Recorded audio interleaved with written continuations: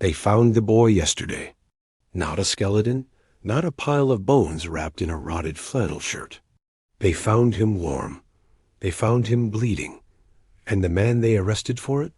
He's been sitting in a wheelchair at the St. Jude's nursing home in South Bend for the last 12 years, paralyzed from the neck down.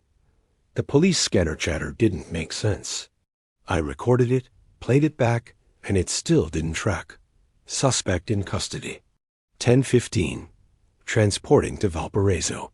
I know the suspect. The whole county knows Arthur R.T. Banks. He had a stroke in 2013 that left him unable to lift a spoon, let alone swing a shovel. Yet the DNA under the boy's fingernails that should have turned to dust 3 decades ago is a 100% match to Artie. Not Artie from 1991, Artie today. And here is the part that made me pull my truck over to the side of Route 30 and stare into the cornfields until my eyes watered. The boy, Davey Lancer, disappeared on October 14th, 1991. He was 12 years old. When they pulled him out of the earth yesterday, he was still 12. My name is Frank Miller. 30 years ago, I was the crime beat reporter for the Gary Post-Tribune. I covered the Lancer disappearance until my editor told me to stop wasting ink on dead ends.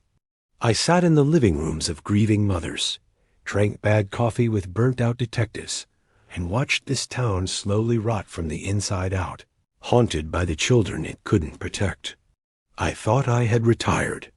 I thought I was done with the ghosts of Indiana. But when the sheriff called me this morning, his voice shaking, actually shaking, I knew. The story hadn't ended in 1991. It was just holding its breath. And now, God help us, it's exhaling. The coffee at the diner on Main Street hasn't improved since the Clinton administration. It's still that scorched, oily sludge that tastes like it was brewed in a radiator. But at 6 a.m., with the November frost clinging to the windows, it's exactly what you need to jumpstart a heart that's seen too much. I sat in my usual booth, the vinyl taped up with silver duct tape that was starting to peel, watching the locals. Usually, this place is a library of small-town noise-clattering plates, the hiss of the grill, farmers complaining about soy prices. Today, silence. Heavy, thick silence.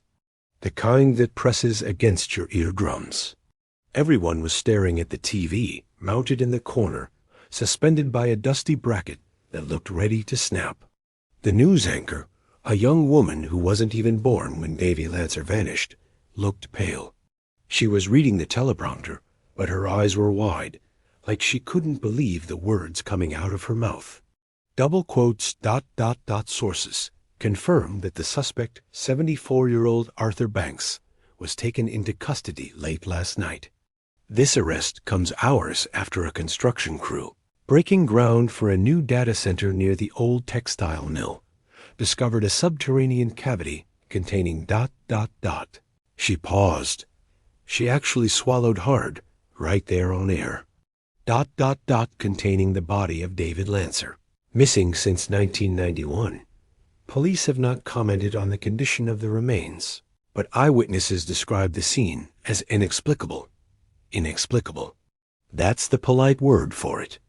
I threw a $5 bill on the table over tipping for the sludge, but Gladys the waitress looked like she was about to cry and grabbed my coat. My joints popped as I stood up. I'm 62 now, and the damp Indiana cold gets into my knees deeper than it used to. I walked out to my truck, an '04 Ford that smells permanently of old tobacco and pine air freshener, and fired it up. I wasn't going to the police station. Not yet. I knew Sheriff Tom Holloway would be buried under a mountain of press inquiries from here to Chicago. No, I was going to the one place that might make sense of this madness. I was going to the mill. The old textile mill sits on the edge of town, a brick behemoth that died in the 80s and has been rotting ever since. It's surrounded by a chain-link fence, topped with razor wire that rusted to orange lace years ago. But now, the perimeter was swarming. State troopers, FBI, local deputies. The flashing lights, red and blue, washing over the dead brown grass, looked like a disco in hell. I flashed my old press credentials at the rookie guarding the perimeter. He looked at the laminated card, then at my face, and frowned. "Mr. Miller? I thought you retired." "I did, son," I lied. "But Tom asked me to come down. Said he needed a sanity check." The kid hesitated. He knew me, or knew of me. Everyone in this county knows the guy who wrote the book on the 91 vanishings. Literally. Shadows in the Corn sold about 4,000 copies, mostly to locals who wanted to see if their names were in it. "Sheriff's down by the excavation pit," the kid said, stepping aside. "But ... Frank, brace yourself. It's weird down there." "Weird how?" "Just ... the physics, man. The physics don't work." I drove the truck slowly over the gravel, crunching toward the center of the site where the excavators stood silent, their yellow arms raised like dinosaurs frozen in extinction. A massive tent had been erected over a hole in the concrete foundation. Men in white hazmat suits were moving in and out, looking like astronauts on a bleak planet. Tom Holloway was standing by the tailgate of his cruiser, smoking. Tom quit smoking 10 years ago after his first bypass. Seeing him with a Marlboro Red clamped between his teeth told me everything I needed to know about the severity of the situation. "Frank," he grunted as I approached. He didn't ask why I was there. He handed me a spare cigarette without looking at me. "Tom," I took it, just for the smell. "Tell me the TV is lying. Tell me you didn't arrest Artie Banks. The man is a vegetable, Tom. I play chess with him on Tuesdays at the home. He moves the pieces with his eyes, and a nurse's help." Tom exhaled a plume of smoke that drifted into the gray sky. "We matched the DNA, Frank. Skin cells found under the victim's nails. And not old cells, fresh ones. Still hydrated. Contamination," I said immediately. "Someone at the lab screwed up. We ran it 3 times, Tom said, his voice low. He finally turned to look at me, and his eyes were haunted. "And it wasn't just the DNA. It was the pocket watch." My stomach dropped. "Davey's watch?" "No, Artie's watch. The one he was wearing when he had his stroke in 2013. The one his daughter swore went missing from his bedside table last week." Tom flicked the cigarette ash. "We found it clutched in the kid's hand, Frank. In the hole. A hole that has been sealed under 6 inches of concrete since 1995. I stared at the tent. The wind picked up, whistling through the skeletal remains of the mill. "So you're telling me a paralyzed man teleports into a sealed underground chamber, kills a boy who hasn't aged in 30 years, leaves his watch, and teleports back to his nursing home bed?" "I'm not telling you anything," Tom said, crushing the cigarette under his boot. "I'm telling you what the evidence says. And the evidence says I have a dead boy who is currently in the morgue undergoing an autopsy. And the coroner just called me to say the kid's stomach contents are still warm. Oatmeal and berries. The breakfast his mother made him on October 14th, 1991. I felt a chill that had nothing to do with the weather. This wasn't a cold case. This was a glitch. A tear in the fabric of the world. "Can I see the hole?" I asked. Tom hesitated, then nodded toward the tent. "Don't touch anything. And Frank, if you write about what you see in there before I give the okay, I'll lock you up for obstruction. Deal." I walked toward the white tent. The air grew colder as I got closer. A sharp, metallic drop in temperature that made the hair on my arms stand up. The hazmat guys ignored me, too busy arguing over readings on a handheld device. I ducked under the flap. The ground had been cut open, revealing a sub-basement that wasn't on any blueprints. It was a small room, maybe 10 by 10, lined with lead tiles. In the center, where the body had been, there was a depression in the dirt. But it wasn't the dirt that caught my eye. It was the walls. They were vibrating. Not shaking, vibrating. A low-frequency hum that I could feel in my teeth. I stepped closer, squinting in the harsh work lights. The lead tiles were etched with scratches, thousands of them. Chaotic, frantic scratches. I leaned in, adjusting my glasses. The scratches weren't random. They were letters. Tiny, microscopic letters carved over and over again into the soft lead. Not here. Not now. Not him. The door is open. The door is open. And then, right at eye level, a single sentence that made me stumble back, my heart hammering against my ribs. It was carved in a different style, deeper, angrier. Frank Miller is listening. I gasped, the sound loud in the enclosed space. I spun around, expecting to see someone behind me, a prankster, a cop, anyone. But the tent was empty save for me and the humming earth. I looked back at the wall. The words were gone. Just smooth, dull lead. I blinked, rubbing my eyes. Had I imagined it? The stress, the lack of sleep, the sheer impossibility of the morning. I reached out, my finger hovering over the cold metal. "Hey!" A voice boomed from the entrance. I jumped. It was one of the hazmat guys, his face obscured by a respirator. "Get back from the perimeter. Radiation levels are spiking." "Radiation?" I stammered. "From what?" "From the soil," he said, his voice muffled. "It's ionizing, but it's not decaying. It's growing." I backed out of the tent, my breath coming in short gasps. I walked back to Tom, who was now on his radio, looking pale. "What is it?" I asked. Tom lowered the radio. That was the station. Artie Banks. He just spoke. He hasn't spoken in a decade, Tom. He can't. He did, Tom whispered. He asked for a lawyer, and then he asked for you. Me? Yeah. He said, "Tell Frank the story isn't finished. Tell him the corn is listening." I looked out past the mill, past the police tape, to the endless acres of dry, withered corn stalks that surround our town like a prison wall. The wind rattled through them, a dry, skeletal sound. She dash, she dash, she. In Indiana, we always joke that there's nothing in the corn but deer and boredom. We were wrong. I got back in my truck. My hands were shaking so bad I dropped my keys twice. I needed to get to the nursing home. I needed to look Arthur Banks in the eye. Because if a paralyzed man was killing ghosts, and dead boys were waking up warm, then the rules of reality had just been repealed.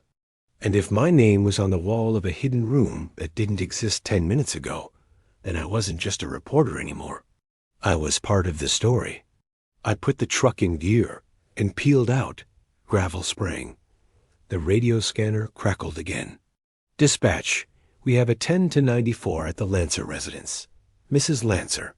She says her son just knocked on the front door." I froze. The mother. "Repeat? Dispatch? The victim is deceased. He is in the morgue. Negative, Unit 1. Mrs. Lancer says Davey is on the porch. She says he's asking why we didn't come for him sooner." I slammed on the gas. The nursing home could wait.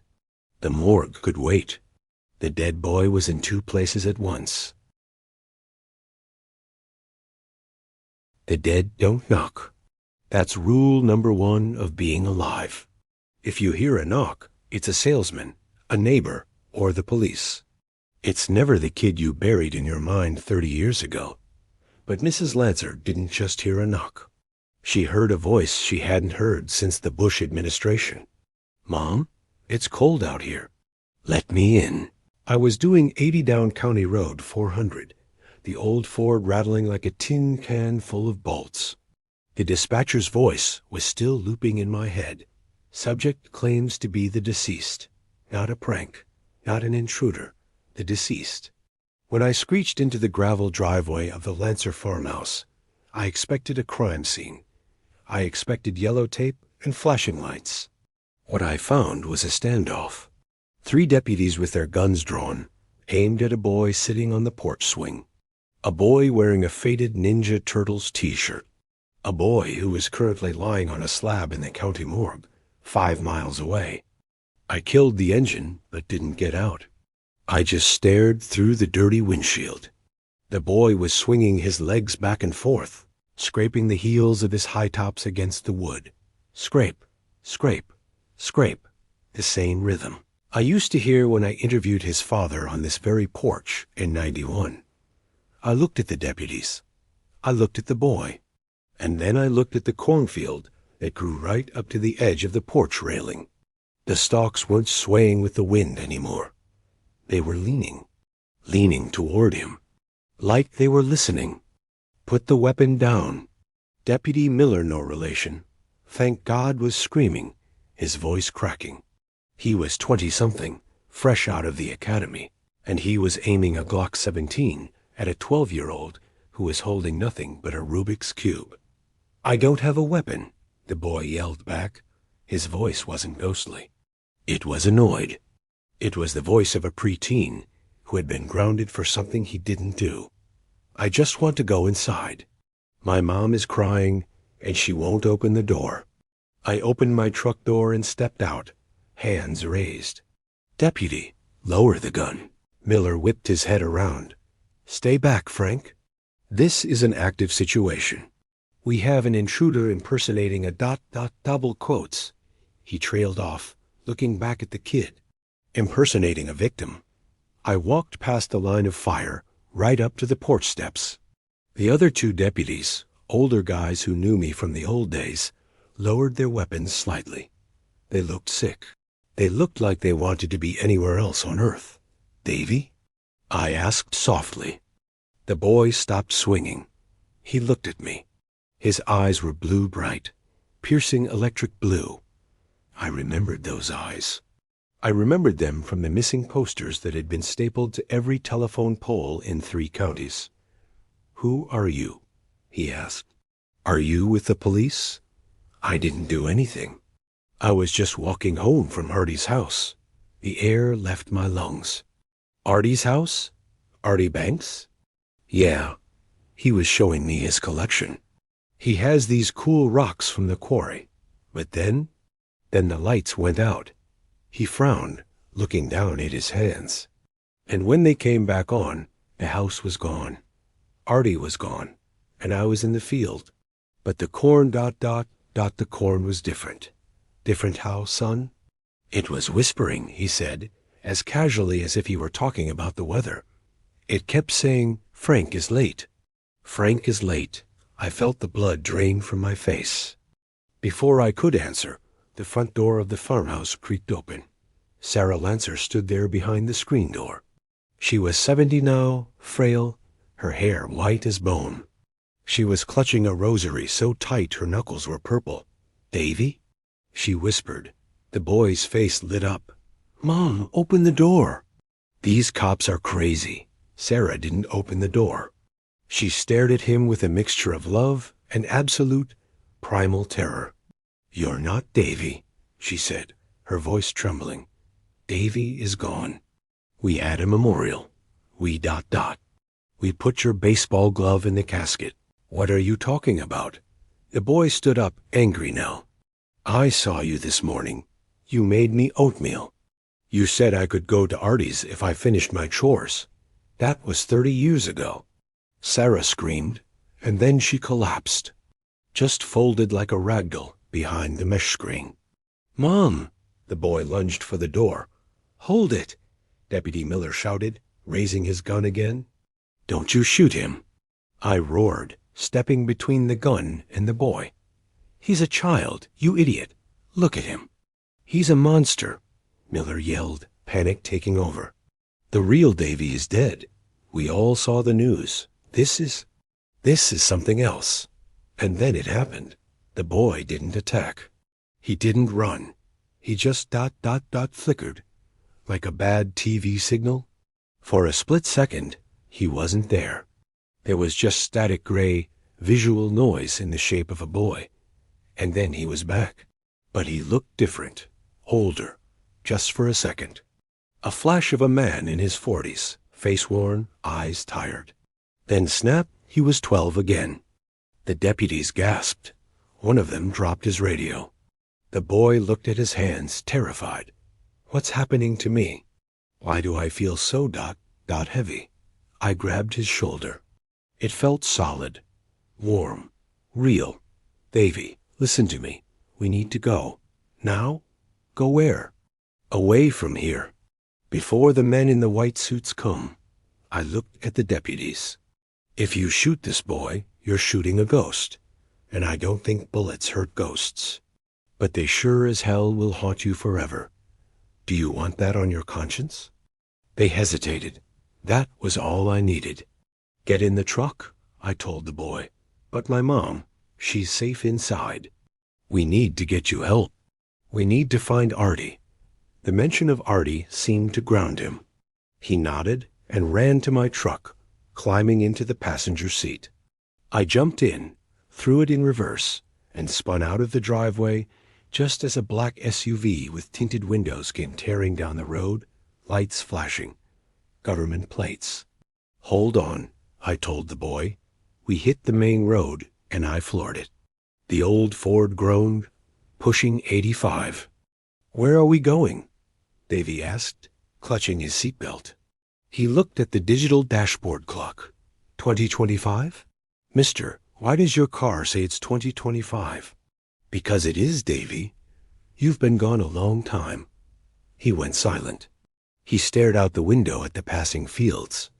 The world had changed. Cell towers, wind turbines, modern cars. But the corn the corn was the same. I didn't just walk home, he whispered after a few miles. I remember now. Artie didn't just show me rocks. He showed me the door. The door?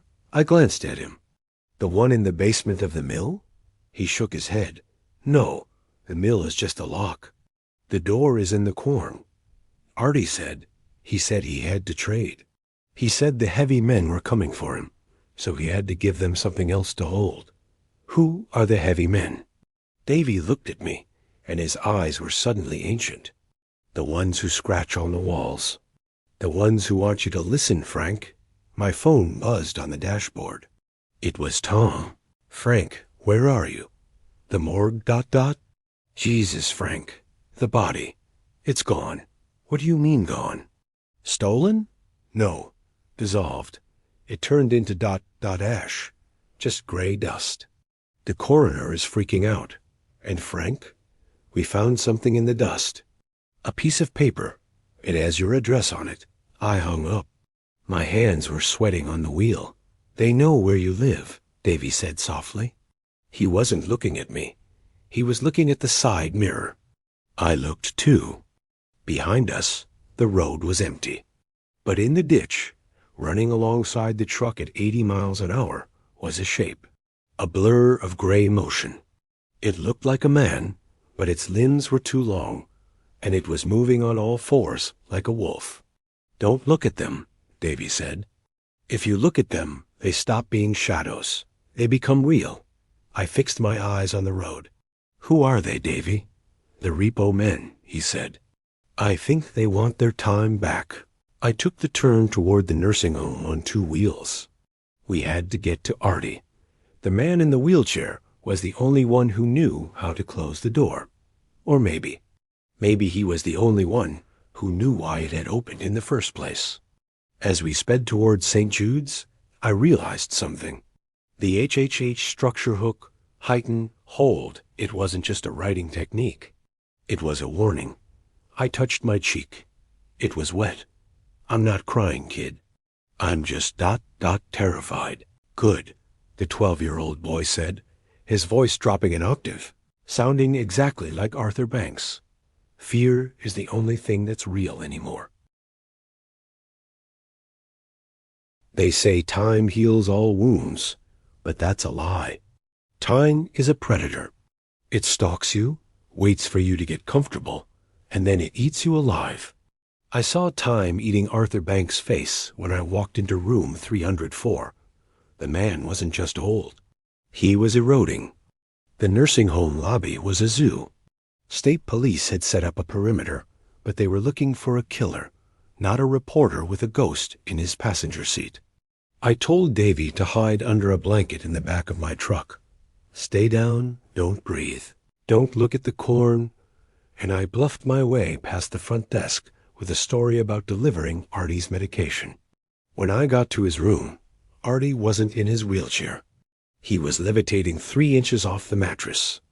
Okay, maybe not levitating, but the tension in the room held him suspended in a way gravity shouldn't allow. His eyes were wide open, fixed on the ceiling, and his mouth was moving in a silent, frantic rhythm. The air smelled like ozone and burnt sugar, the same smell from the hole in the mill. I locked the door behind me and dragged a chair next to his bed. "Artie," I whispered. "It's Frank. I found Davey." Arthur Banks didn't blink. His pupils were pinpricks, dilated so small they looked like bullet holes in a snowbank. The machines next to him, heart monitor, oxygen pump, were silent, even though they were plugged in. The room was dead quiet, except for that damn humming sound again. "Artie," I said louder, grabbing his cold, papery hand. "Wake up. They know about the mill. They found the body, but Davey is outside in my truck. How is that possible, Artie? How is he dead and alive?" Artie's head snapped toward me with a crack that sounded like a dry branch breaking. His eyes locked onto mine, and for a second, the fog of the stroke cleared. He wasn't the vegetable I played chess with. He was the man who used to run the town's logistics at the mill, sharp and terrifying. "You brought him here?" Artie rasped. His voice sounded like grinding stones. "You brought the Echo here?" "He's not an Echo, Artie. He's a boy. He's scared. He's a bookmark." Artie hissed, his grip on my hand tightening with impossible strength. "I put him in the book to save his place. I didn't kill him, Frank. I paused him. I tried to pull my hand away, but he held on." "Paused him?" "You buried him under 6 feet of concrete." "I buried him in the gap." Artie's eyes were wild now, darting around the room as if watching invisible flies. "The mill. The foundation. It sits on a fault line, not a geological one. A temporal one. The corn feeds on the leaks. That's why it grows so tall, Frank. It's drinking time, not water." I felt a cold sweat break out on my back. "You're talking crazy, Artie." "Am I?" He pulled me closer, his breath smelling of decay. "Why do you think the body was warm? Why do you think the watch was there?" I went back to check on him. "In 2013, I found the door in the basement again. I walked in. I was going to pull him out, but the Repo Men, they were waiting. The things in the ditch," I whispered. "They took my speech," Artie said, a tear leaking from his eye. "They took my legs. It was the price for leaving the room without him. They let me live, but they made me a prisoner in my own body so I couldn't tell anyone where he was. Until today. Until the construction crew broke the seal." "Okay," I said, trying to keep my voice steady. "So Davey is what? A time traveler?" "No," Artie shouted, and the lights in the room flickered. "He's a loop. He's stuck in the same Tuesday for 30 years. But now that he's out, the loop is broken. And the Repo Men are coming to collect the debt." Suddenly, the window shattered. Not just broke, exploded inward. Glass shards sprayed across the room, embedding in the drywall. I threw my arms up to protect my face. Through the broken window, the wind howled. But it wasn't wind. It was a vacuum. It was sucking the air out of the room. And then I saw them. Standing in the courtyard, 3 stories down, looking up at us. The gray shapes. The ones from the ditch. There were a dozen of them now. They weren't wolves anymore. They were men in gray suits, tall and thin, with faces that looked like blurred photographs. They were climbing the wall, like insects, hand over hand, clinging to the bricks with fingers that were too long. "They're here," Artie screamed. "Get the boy." "Frank, you have to take him back." "Back where?" I yelled over the roar of the wind. "To the corn." Artie pointed a trembling finger toward the west. "Not the mill. The mill is just the lock. The source is in the field behind the old drive-in theater. The silo. You have to take him to the silo." The door to the room banged open. 2 nurses rushed in, screaming when they saw the window. "Mr. Banks, what is happening?" One of them shrieked. "Get out!" I yelled at them. "Get out of the room!" One of the gray things vaulted over the windowsill. It didn't look like a man up close. It looked like static, like a 3D projection that wasn't rendering correctly. It moved with a jerky, stop-motion glitch. It lunged for Artie. "Frank, go!" Artie shouted. He grabbed the 4-pole next to his bed and swung it like a club. The metal passed right through the gray thing's head, but the creature recoiled, shrieking a sound like dial-up internet magnified 1,000 times. I didn't wait to see what happened next. I ran. I sprinted down the hallway, ignoring the alarms, ignoring the nurses. I burst through the emergency exit and into the parking lot. My truck was rocking. The suspension was squeaking violently. Squeak, squeak, squeak. I ran to the back. Davey was huddled under the blanket, shaking. But outside the truck, the cornfield across the street was going crazy. The stalks were thrashing, whipping back and forth even though there was no wind. "Start the car," Davey screamed from under the blanket. "They're scratching the paint." I jumped in and fired the engine.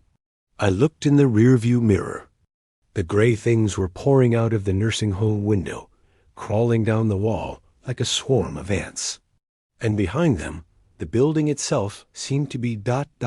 aging. The bricks were turning black. The ivy was withering and turning to dust in seconds. Time was catching up to St. Jude's. I peeled out of the lot, tires smoking. I headed west toward the old drive-in, toward the silo. "Did you see him?" Davey asked, his voice small.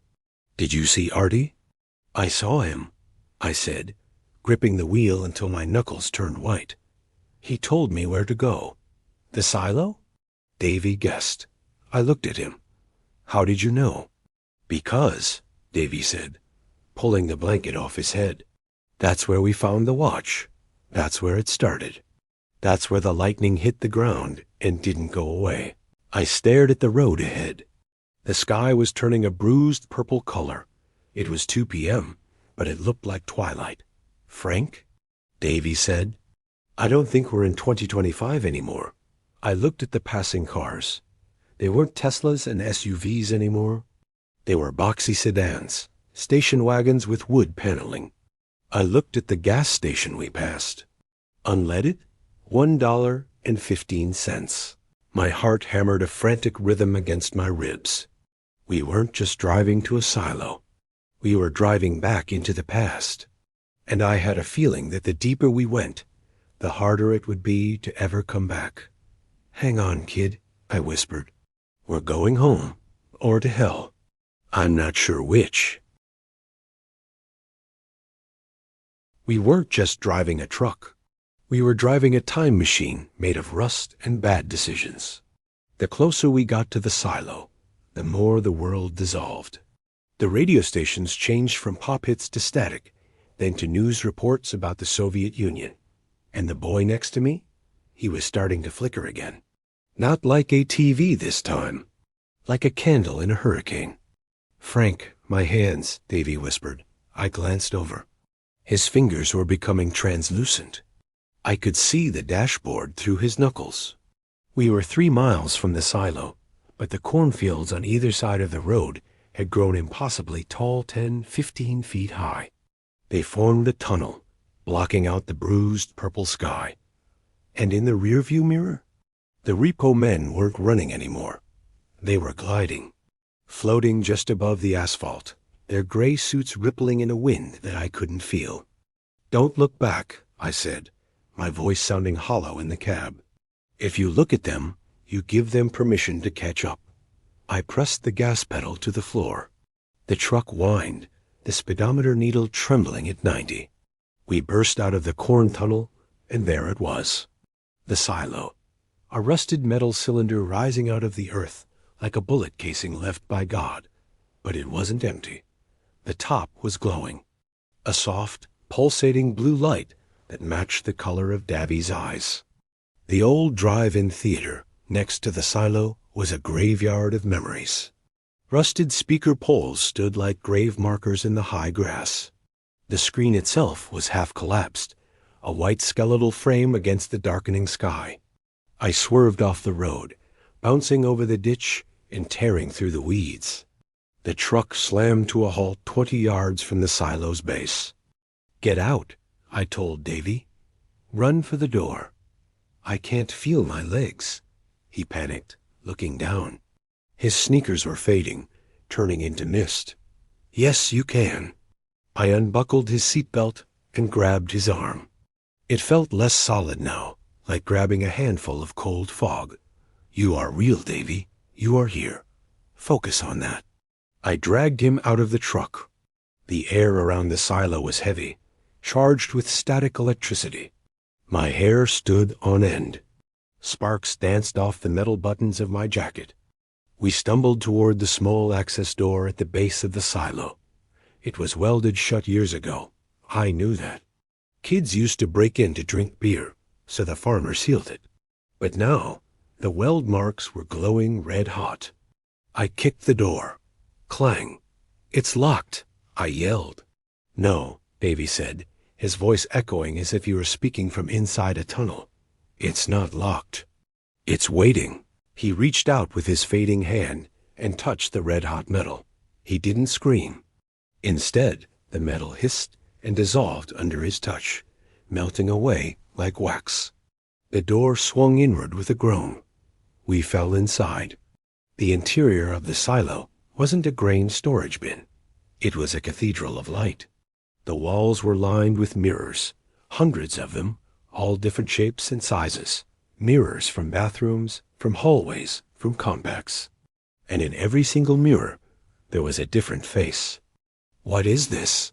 I breathed, spinning around. "It's the archive," a voice said. I froze.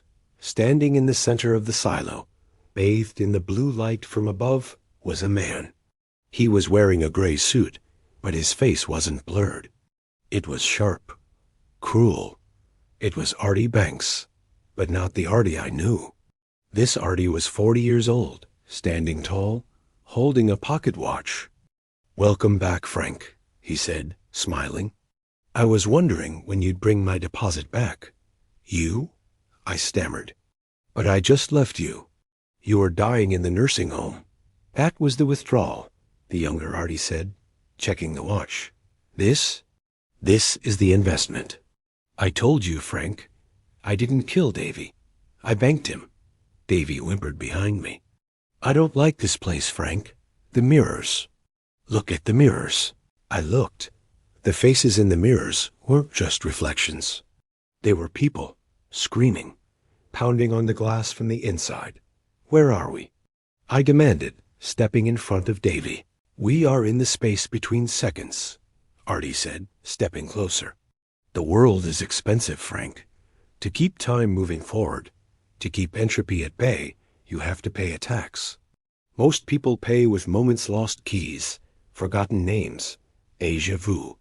But sometimes the universe demands a larger payment. A whole life. A pure life." He pointed the watch at Davey. "Davey isn't a boy anymore, Frank. He's a battery. He's been powering this town's luck for 30 years. Why do you think the crops never fail here? Why do you think the tornadoes always miss us? Because Davey is paying the bill." "You sick son of a bitch," I growled. "You sacrificed a child for corn?" "For order," Artie roared, his face twisting. "For stability. And now you've broken the seal. You've let the chaos back in." Outside, the Repo Men were pounding on the silo walls. The metal boomed like a drum. Boom, boom, boom. "They want their battery back," Artie said, his voice dropping to a whisper. "Give him to me, Frank, and I can put him back in the loop. He won't feel a thing. He'll just go back to 1991. He'll wake up, eat his oatmeal, and walk into the corn. Forever." I looked at Davey. He was almost transparent now. Only his eyes were still solid blue. I don't want to go back, Davy whispered. It's cold in the corn, Frank. It's so cold. I looked at Artie. I looked at the mirrors. No, I said. Artie's smile vanished. What? I said no. I reached into my pocket and pulled out my lighter. It was a Zippo, engraved with my initials. A retirement gift from the paper. You can't burn this place, Frank, Artie scoffed. It's made of time, not wood. Maybe, I said, flicking the lighter open. The flame danced. But you said the corn feeds on the leeks, right? It drinks time. I looked down. The floor of the silo was covered in a thick layer of dust. Not dirt, grain dust. Explosive grain dust. Frank, don't. Artie's eyes widened. Davy, I yelled, grabbing the boy's vaporous hand. Close your eyes.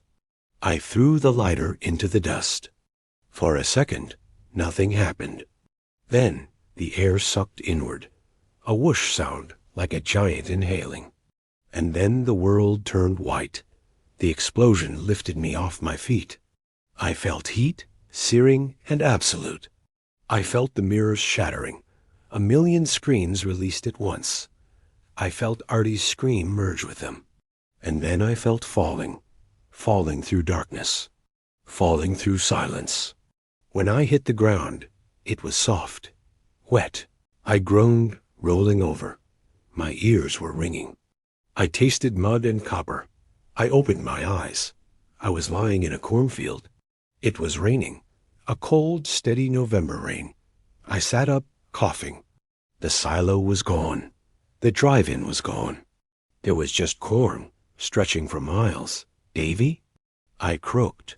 Silence. I scrambled to my feet, spinning around. Davy. Nothing. Just the rain hissing on the stalks. I looked down at my hands. They were covered in mud. But they were also younger. The lever spots were gone. The arthritis in my knuckles was gone.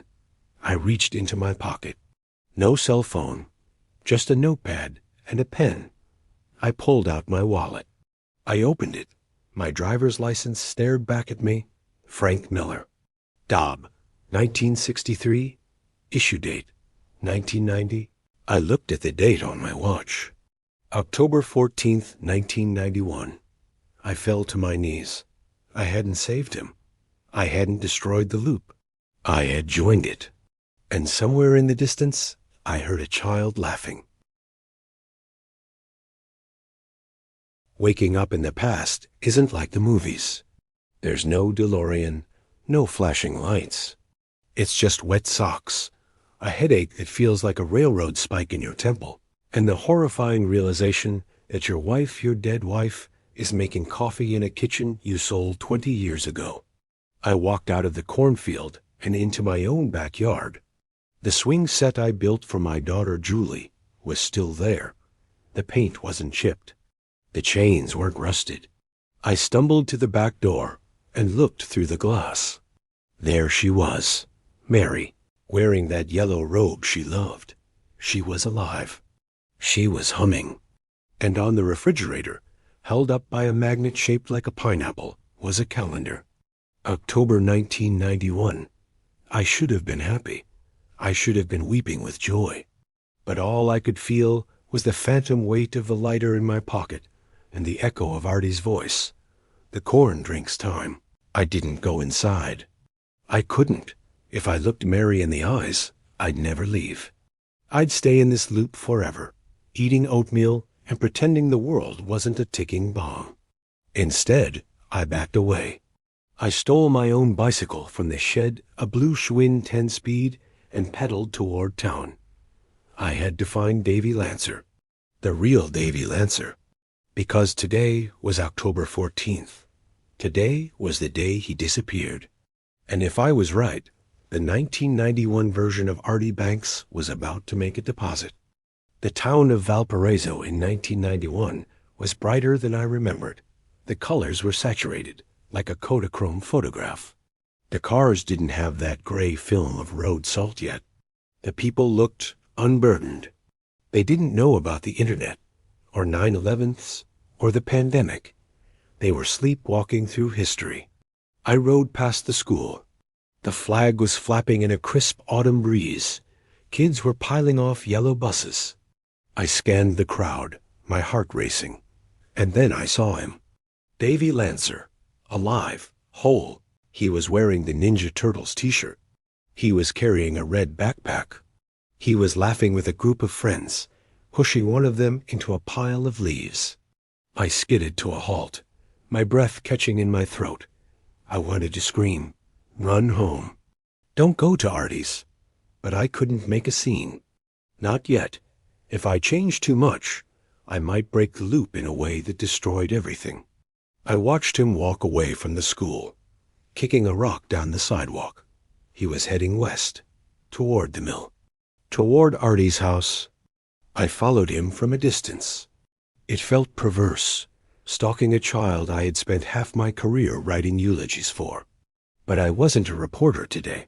I was a ghost from the future. Davey turned onto Elm Street. Artie's house was at the end of the block, a Victorian monstrosity with peeling paint, and a yard full of geological specimens, big rocks that Artie collected from the quarry. I ditched the bike in a hedge and crept through the neighbor's yard. I needed to get close. I needed to hear what Artie said to him. I hid behind a massive oak tree, peering around the bark. Davey walked up the driveway. Artie was sitting on the porch swing. He wasn't in a wheelchair. He was standing, holding a glass of lemonade. He looked healthy, strong, and he was checking his pocket watch. "Hello, David," Artie called out. His voice was smooth, lacking the gravelly decay of 2025. "Hi, Mr. Banks." Davey waved. "Did you find that geode you told me about?" "I did indeed," Artie smiled. It was a shark's smile. "It's in the basement. It's glowing, David. I've never seen anything like it." "Cool." Davey ran up the steps. I stepped out from behind the tree. "Don't go in there, Davey." Both of them froze. Artie dropped his lemonade. The glass shattered on the porch steps. "Frank?" Artie squinted at me. "Frank Miller? Is that you?" "You look terrible." I did. I was covered in mud, soaking wet, and wearing clothes that wouldn't be manufactured for another 20 years. But that wasn't what scared Artie. It was my eyes. He saw the knowledge in them. "Get away from him, Artie," I said, walking up the driveway. "I know about the silo. I know about the mirrors. I know about the Repo Men." Artie's face went pale. "Repo Men? What are you talking about? Frank, are you drunk?" "I'm not drunk. I'm from 30 years in the future. And I'm telling you, if you put that boy in the basement, you don't just pause him. You break the world." Davey looked between us, confused. "Mr. Banks? What's he talking about?" Artie looked at me, then at Davey. He started to shake. "The future?" he whispered. "You came back? That's impossible. The flow only goes one way unless—" He looked at the sky. The clouds were gathering again. The same purple bruise I saw in 2025. "You brought them with you," Artie whispered, horror dawning on his face. "You idiot. You didn't just come back. You led them here." A low rumble shook the ground. It wasn't thunder.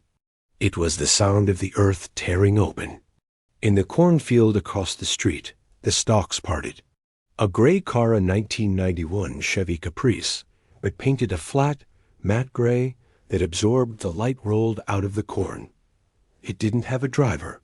"Run, Davey." I screamed. Davey didn't move.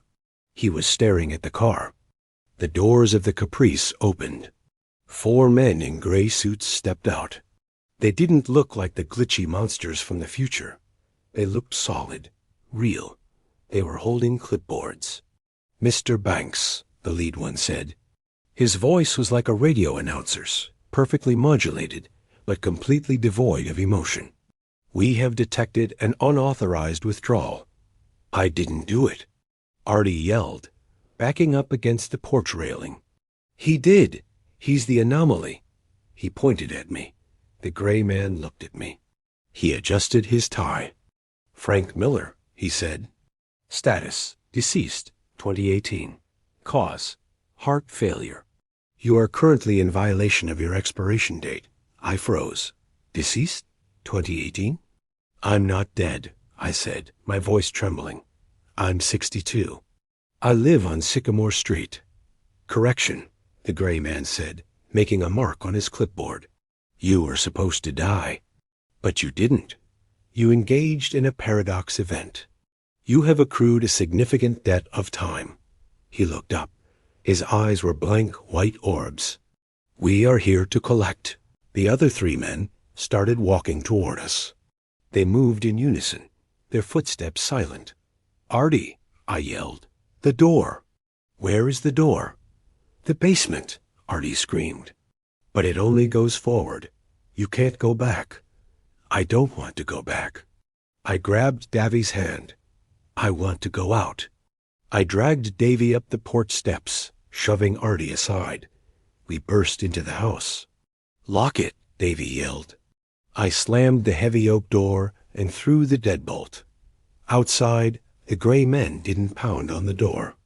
They didn't shout. We heard a sound like a blowtorch. The wood around the lock began to turn gray and crumble into dust. The basement! Artie shouted, running past us. Hurry! If they touch you, they erase you. We ran to the kitchen. Artie threw open the pantry door, revealing a set of wooden stairs plunging into darkness. Go. He pushed Davey. What about you? I asked, looking at the 1991 Artie. He looked terrified, but there was something else in his eyes. Regret. I have to pay the interest, Artie said. He reached into his pocket and pulled out the watch. He handed it to me. Take this. It's the key. If you get to the other side, break it. Break it? Break the time, Artie yelled. It's the only way to stop the corn from growing. The front door disintegrated into a cloud of sawdust. The gray men were in the hallway. Go! Artie shoved me. I tumbled down the stairs, pulling Davey with me. I heard Artie scream above us. A short, sharp sound that was cut off abruptly. Then the cellar door slammed shut. We were in the dark, but it wasn't pitch black. The walls were glowing. Frank Miller is listening. The words were already there, carved into the stone foundation. Frank, Davey whispered, squeezing my hand. I'm scared. Me too, kid, I said, clutching the watch. Me too. I looked at the far wall. There was no door. Just a solid brick wall. Artie said there was a door. I frantically felt the bricks. They were cold, damp. Maybe it's not a door for people, Davey said. He pointed to a small, rat-sized hole in the corner. A green light was spilling out of it. We have to shrink? I asked hysterically. No, Davey said. He looked at the watch in my hand. We have to wind it. I looked at the watch. The hands were spinning backward. Fast. I grabbed the stem and twisted it. The world tilted. We didn't shrink. We unraveled. Twisting the watch stem was like pulling the thread on a cheap sweater. The world, the basement, the walls, the darkness unspooled into long, glowing ribbons of light. And then, just as quickly, it knitted itself back together into something else. Something that smelled like wet earth and ticking clocks. We were standing in a cavern, but it wasn't made of rock. The walls were gears. Massive, grinding cogs the size of skyscrapers, turning slowly with a sound like mountains rubbing together. Grind, click, boom. Above us, instead of a sky, there was a pendulum swinging back and forth, slicing through the gloom with a terrified whoosh. And below us, a river of sand. Golden, flowing sand that hissed as it moved. Is this hell? Davey whispered, clutching my arm. His hand was solid again. The transparency was gone. No, I said, staring at the river. It's the mechanism. It's the inside of the watch. I looked at the pocket watch in my hand. It was hot to the touch. The glass face was cracked, and the hands were frozen at 11:59. Artie said to break it. Davey said. Why didn't you break it? Because we're inside it, kid. If I break it now, I think the ceiling falls. I pointed to the pendulum. On every swing, it got lower, closer to our heads. We have to move, I said. We have to find the mainspring. We walked along the bank of the Sand River. The heat was oppressive. It wasn't a fire heat. It was a friction heat. The air felt used, recycled 1,000,000 times. Frank, Davey asked after a few minutes, if we're in the watch, where are the Repo Men? I don't know. Maybe they can't get in here. Maybe this is the one place where time doesn't exist. As if on cue, a shape rose out of the Sand River. It wasn't a man. It was a construct. A skeleton made of brass pipes and ticking metronomes. It had no eyes, just 2 spinning flywheels where a face should be. It blocked our path. Ticket, it buzzed. The sound came from a speaker in its chest. Present ticket for transit. I held up the watch. Is this a ticket? The construct's flywheels spun faster. Unauthorized key. Detected anomaly. Purge sequence initiated. The sand around us began to swirl. The river rose up, forming hands. Giant, grainy hands reaching for our ankles. Run! I yelled. We sprinted along the narrow ledge. The brass skeleton lumbered after us, its joints screeching. Clank hiss clank. There! Davey pointed. Ahead of us, nestled between 2 massive gears, was a small wooden door. A normal, house-sized door. It looked completely out of place in this industrial nightmare. It had a brass knocker, shaped like a lion's head. We scrambled toward it, the sand hands snapping at our heels. I could feel the heat of the brass skeleton behind me. I threw myself at the door. Locked. The key, Davey screamed. Use the watch. I jammed the watch into the lion's mouth. It fit perfectly. The lion's eyes glowed red. The door clicked. I kicked it open, and we tumbled through, landing on shag carpet. I scrambled up and slammed the door shut. I heard the brass skeleton bang against it once, then silence. I looked around. We were in a living room, a very specific living room. Wood-paneled walls, a Zenith TV playing Wheel of Fortune, a plaid couch, and the smell, pot roast and cigarette smoke. This is my house, Davey whispered. This is my living room. He walked slowly toward the TV. But it's wrong. He was right. The TV image was reversed. Vanna White was walking backwards. The letters were flipping from solve to blank. And the window? I walked over and pulled back the drapes. Outside, there was no street. No cornfield. There was just a giant, unblinking eye staring in. An eye the size of a house. It had a blue iris. It's watching us, I said, backing away. No, Davey said, his voice trembling. That's my eye, Frank. I think we're inside my head. I spun around. What? Artie said I was a bookmark, Davey said, tears streaming down his face. He said he put me in the book to save his place. This room, this is the memory. This is the last thing I saw before the lights went out in 1991. He pointed to the kitchen door. That's where I was going, to get a juice box. But I never made it. The kitchen door handle turned, slowly. Creak. Who's in the kitchen, Davey? I asked, pulling out my lighter again, though I didn't know what good it would do against the memory. The shadow, Davey whispered. The one who opened the door for Artie. The door swung open. Standing there wasn't a monster. It wasn't a gray man. It was me, Frank Miller. Or rather, a version of me. A version made of ink and newsprint. My skin was covered in headlines.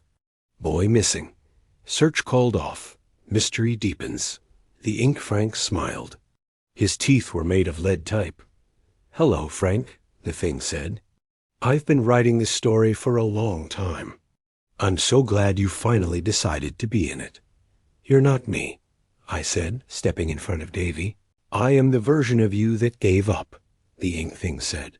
I am the Frank who stopped looking, the Frank who let the town forget. Without me, the corn couldn't grow. Apathy is the fertilizer, Frank, and I am the gardener. He stepped forward, dripping black ink onto the carpet. Give me the boy. Let's finish the chapter. It's a tragedy, Frank. Tragedies win awards. I looked at the lighter in my hand. Then I looked at the ink thing. I resigned, I said. I threw the lighter at him. It hit his chest. The paper skin caught instantly. The ink thing screamed a sound like tearing paper. He flailed, trying to bat out the flames, but the fire spread instantly, consuming the headlines, burning the lies. The story isn't yours, I yelled over the roar of the fire. It belongs to him. I grabbed Davey. The window. We have to go through the eye. But it's glass, Davey yelled. It's a memory, Davey. You can change it, break it. Davey looked at the giant eye outside. He squeezed his eyes shut. I want to go home. He screamed. The glass exploded. Not inward, outward. The vacuum sucked us out. We flew past the burning ink man, past the backwards TV, into the void. We fell toward the giant blue pupil. As we hit the surface of the eye, I expected impact. Instead, I felt water. Freezing, dark water. We were underwater. I kicked, swimming upward, dragging Davey with me. My lungs burned. The surface seemed miles away. Then I saw a light.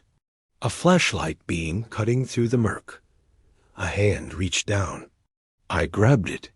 We were pulled up, gasping, retching, onto a muddy bank. I rolled over, coughing up water. I've got you. I've got you both. I looked up. Sheriff Tom Holloway was standing over us. But he wasn't the old Tom from 2025. He was young. His mustache was brown. He was wearing a raincoat. And behind him, the lights of the search party were sweeping the corn. Tom? I wheezed. Frank? Jesus, Frank, we thought you drowned in the creek. And, oh my God. Tom shone the light on Davey. Davey? Davey Lancer? Davey sat up, shivering. He looked at Tom. Then he looked at me. He wasn't 12 anymore. He was 50. He had a beard. His hair was gray. He was wearing the same Ninja Turtles shirt, but it was stretched tight over a grown man's chest. Frank, the adult Davey croaked. We made it. I looked at my hands. They were old again. Liver spots. Arthritis. I looked at Tom. He was young. What year is it, Tom? I whispered. Tom looked at me like I was crazy. It's 1991, Frank. October 15th, the morning after. I looked at the 50-year-old Davey sitting in the mud of 1991. We hadn't broken the loop. We had inverted it. We had brought a 50-year-old man back to the day he disappeared. And the corn was screaming. We were the anomaly now. Not the dead boy in the nursing home, but the living man in the cornfield. Davey Lancer was 50 years old in 1991, a bearded survivor of a future that hadn't happened yet, shivering in the mud next to a sheriff who looked like a child wearing his father's uniform. The search party gathered around us, their flashlights cutting through the rain like lightsubbers in a fog. He's alive. Someone shouted. We found him. But then the voices dropped. They saw the beard. They saw the gray hair. They saw the eyes that had seen the end of the world. Tom Holloway backed away, his hand drifting to his holster. Who is this? He demanded, his voice trembling. Frank, where is the boy? Where is Davey? I stood up, my knees cracking with the familiar ache of old age. I was back in my 60-year-old body, but the world around me was 30 years young. It was a paradox wrapped in a nightmare. This is Davey, I said, my voice rasping. He grew up, Tom. He just did it. Somewhere else, the corn behind us began to rustle. Not the wind. It was a rhythmic marching sound. The Repo Men weren't gone. We had just changed the venue. And now they were bringing the audit to 1991. You're insane, Tom whispered, staring at the man in the Ninja Turtles shirt. That shirt. It's the one he was wearing. But this man is... He's been gone a long time, Sheriff, the adult Davey said. His voice was deep, rough. But I'm back now. And we have to leave. They're coming. Who? Tom asked, spinning around with his flashlight. The auditors, Davey said. He pointed to the edge of the field. The darkness there was solidifying. The rain wasn't falling on a patch of corn about 50 yards away. It was bouncing off an invisible roof. Get everyone back to the cars, I told Tom. Now. Do not let them touch the gray men.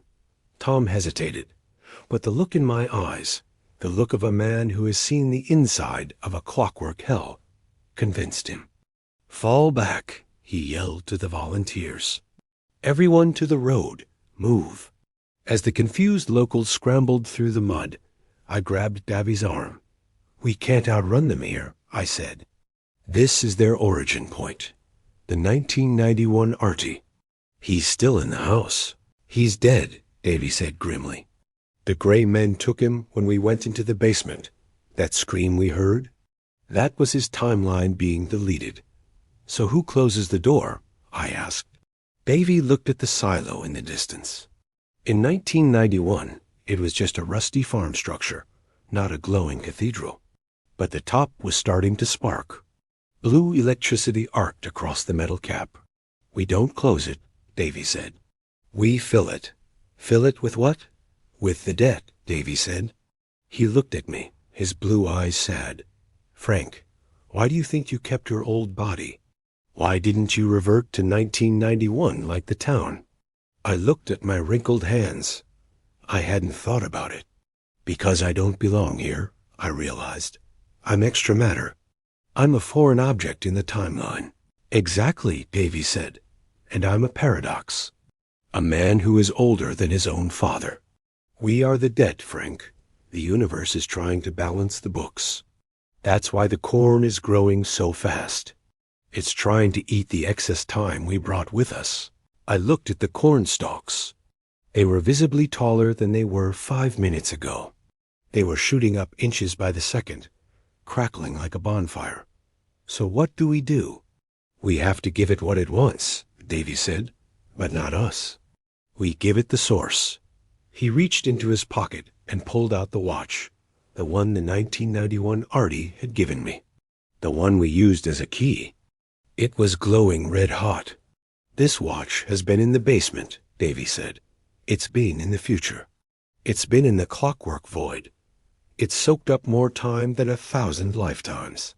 If we throw this into the silo, into the real silo, it overloads the circuit, I finished. Or it blows a hole in the state of Indiana, Davey shrugged. Either way, the Repo Men stopped coming. We started running toward the silo. The mud sucked at my boots, trying to hold me back. The corn was now 20 feet high, forming a dark canyon. The gray men stepped out of the stalks. There were dozens of them now. They formed a line between us and the silo. They didn't look like blurred photos anymore. They looked like us. They had my face. They had Tom's face. They had Davey's face. Payments due, the one with my face said. It opened its mouth, and the sound of a dial-up modem screamed out. Davey didn't stop. Frank, throw me. What? I can't get through the line.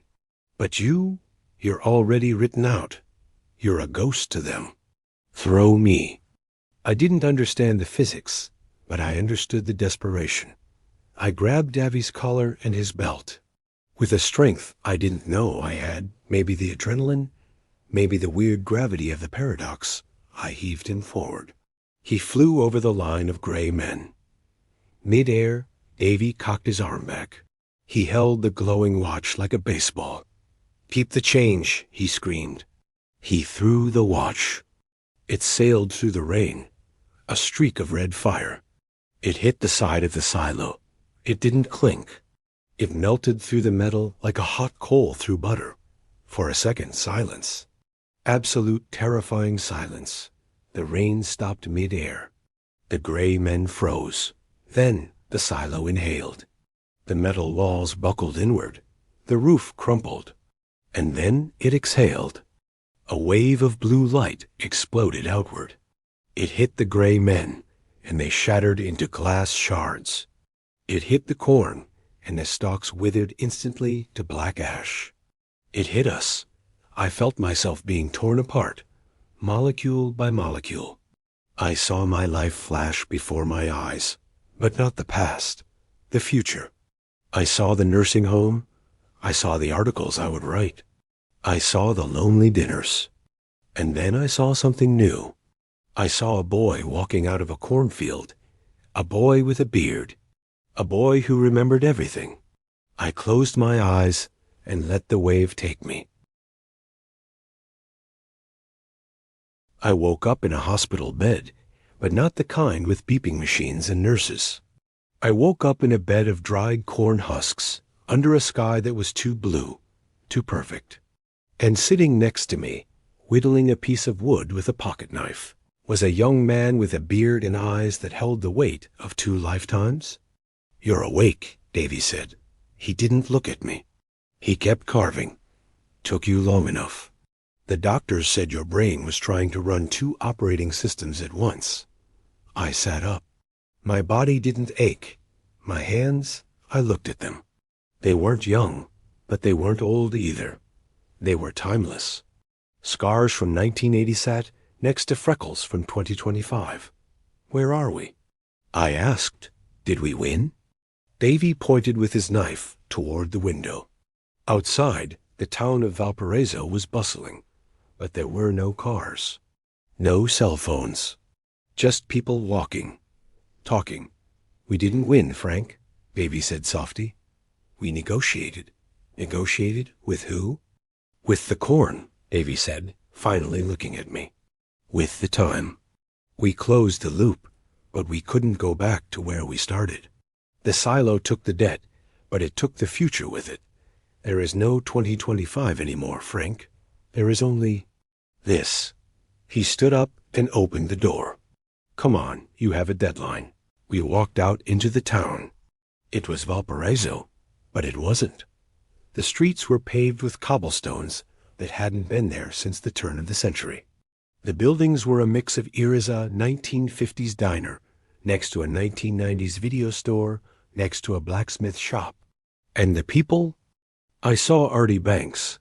He was young, healthy, walking without a cane. He tipped his hat to me as we passed. He didn't remember the nursing home. He didn't remember the basement. I saw Mrs. Lancer. She was pushing a stroller. Inside was a baby. "Is that?" I started. "No," Davey said. "That's her grandson." In this timeline, I didn't disappear. I grew up. I moved away. I came back.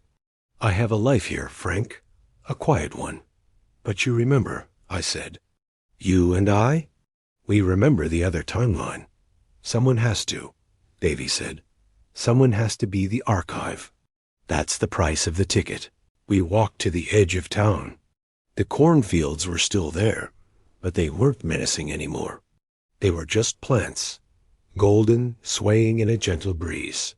But in the middle of the field, where the silo used to be, there was a statue. It was made of fused metal gears, clock hands, lead tiles. It looked like a man throwing a ball. "The Watchman," Davey said. "That's what they call it. They say if you stand near it at midnight, you can hear ticking." I looked at the statue. I looked at the peace in Davey's eyes. "So what now?" I asked. "Do I go back to the paper? Do I write this story?" Davey smiled. "You already wrote it, Frank. Look." He handed me a newspaper from the stand. The Valparaiso Vindicator. The date was simply today. The headline read, "Frank Miller retires. A legacy of truth." Underneath was a photo of me. Not the young me, not the old me. The me I was right now. "You don't have to hunt ghosts anymore," Davey said. "You're free." I felt a weight lift off my chest that I hadn't realized I'd been carrying since 1991. The guilt, the obsession, the fear that I had missed something. I hadn't missed it. I had lived it. I had survived it. What about the Repo Men? I asked, looking at the shadows in the corn. They're still there, Davey admitted. They always will be. Entropy never sleeps. But as long as we remember, as long as we tell the story, right? They can't get in. He extended his hand. Thank you, Frank, for believing the impossible. I shook his hand. It was warm, solid. Take care, Davey. He turned and walked toward the Lancer house, whistling a tune that sounded like a slowed-down version of the Ninja Turtles theme. I stood there for a long time, watching the sun set over the Indiana corn. The sky wasn't purple anymore. It was a soft, burning orange. I reached into my pocket. The lighter was gone, but there was something else. I pulled it out. It was a single kernel of corn, but it was made of gold. And on the side, etched in microscopic letters, were the words, "Paid in full." I smiled. I flicked the kernel into the field, watching it disappear into the stalks. Then I turned around and began the long walk home.